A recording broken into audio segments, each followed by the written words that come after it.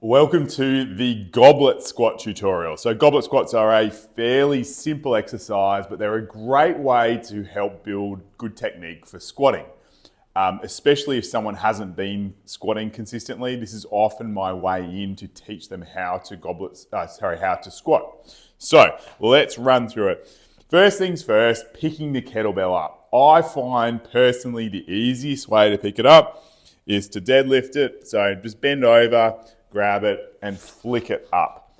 Now the key thing here is where you hold the kettlebell to make it nice and easy to hold it there. As the kettlebell gets heavier, if you're not holding it properly, it's going to get really, really difficult to hold it. So these are called the horns of the kettlebell, here and here.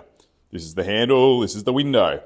This is the body of the kettlebell. So we're grabbing it underneath the horns. They should just sit in there nicely so that your arms can sit vertically, both in that plane there and almost close to vertical front on. It will be splayed out slightly with your elbows wider than your wrists.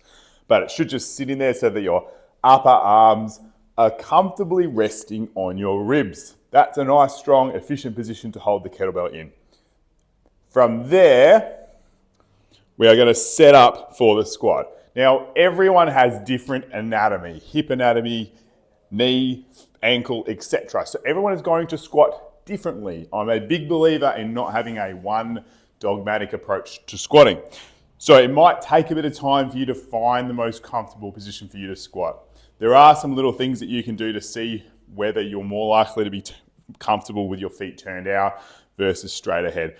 But generally speaking, if you find when you're walking or standing, you want your feet slightly turned out, you're probably going to want to squat with your feet turned out. But try it out, see what works for you.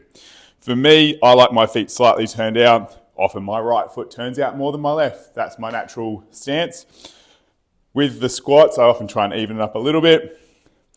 And then in that nice, comfortable position, and you're going to sink down from there.